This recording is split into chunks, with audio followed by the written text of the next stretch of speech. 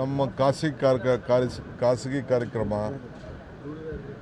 ನಮ್ಮ ಫ್ಯಾಮಿಲಿಯಲ್ಲಿ ಒಂದು ಮದುವೆ ಇತ್ತು, ಅದಕ್ಕೆ ಬಂದಿದ್ದೀನಿ.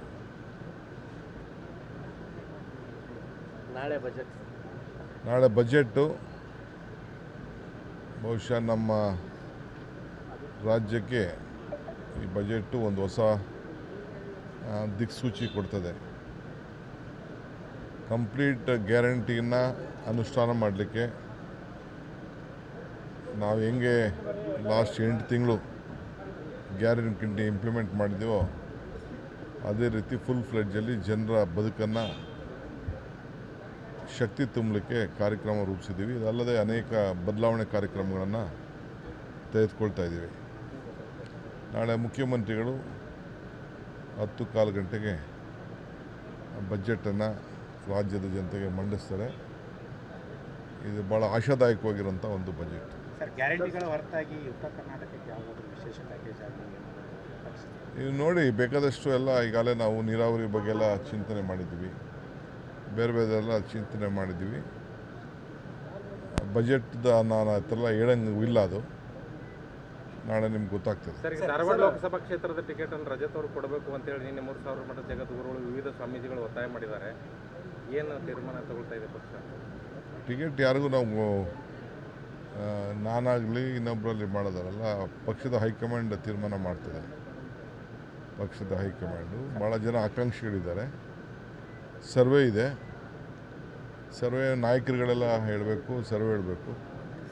ಇಲ್ಲಿ ವ್ಯಕ್ತಿಗತ ಆದಂಥ ವಿಚಾರದಲ್ಲಿ ನಾವು ಮಾಡೋದಿಲ್ಲ. ಪಕ್ಷದ ಸಿದ್ಧಾಂತದ ಮೇಲೆ ನಾವು ತೀರ್ಮಾನ ಮಾಡ್ತೀವಿ. ಚುನಾವಣಾ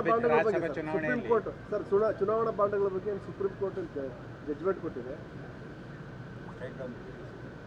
ಎಲೆಕ್ಟ್ರಲ್ ಪೋಲ್ ನೀವು ಯಾರು ಬಾಂಡ್ ಕೊಡಬೇಡಿ ಅಂತ ಹೇಳಿದೆ.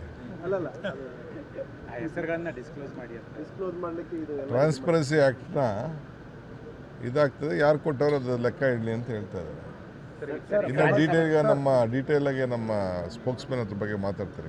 ರಾಜ್ಯಸಭಾ ಚುನಾವಣೆಯಲ್ಲಿ 5ನೇ ಅಭ್ಯರ್ಥಿಯನ್ನು ಹಾಕಿದ್ದಾರೆ ಭೂಪೇಂದ್ರ ರೆಡ್ಡಿ. 27ಕ್ಕೆ ಅವ್ರಿಗೆ ಎಷ್ಟು ಓಟ್ ಬರ್ತದೆ, ನಮ್ಗೆ ಎಷ್ಟು ಓಟ್ ಬರ್ತದೆ ಅಂತ ಉತ್ತರ ನಿಮ್ಗೆ ಸಿಗ್ತದೆ.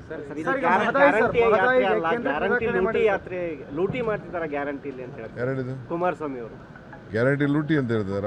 ಓಹೋ, ಬಿಡಿ, ಹಂಗಾರೆ ಜನ ಎಲ್ಲ ಸರಿಯಾಗಿ ಉತ್ತರ ಕೊಡ್ತಾರೆ ಬಿಡಿ. ಅದಕ್ಕೆ ಮಹದಾಯಿ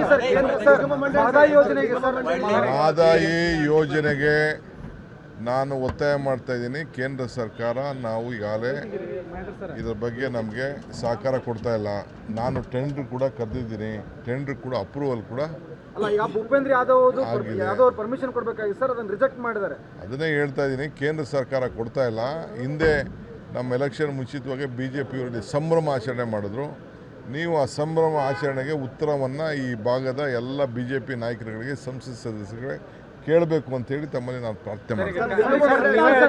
ನೀವೇ ಹೇಳಿದ್ರಿ ನಿಗಮ ಮಂಡಳಿಗಳಿಗೆ ನೇಮಕಾತಿಯನ್ನು ಮಾಡ್ತೀವಿ, ಕಾರ್ಯಕರ್ತರ ನೇಮಿಸ್ತೀವಿ ಅಂತ ಹೇಳಿದ್ರಿ. ಆಮೇಲೆ ಪದಾಧಿಕಾರಿಗಳ ಪಟ್ಟಿನೂ ತಮ್ಮಲ್ಲಿದೆ. ನಾಳೆ ಸಾಯಂಕಾಲ ಅಸಮಾಧಾನಗೊಂಡಿದ್ದಾರೆ. ಇಲ್ಲಿ ಯಾರು ನಿಮ್ಗೆ ಅಸಮಾಧಾನ ಇಷ್ಟ ಇದೆ, ನಾಳೆ ಬಜೆಟ್ ಎಲ್ಲ ಮುಗಿಲಿ, ಆಮೇಲೆ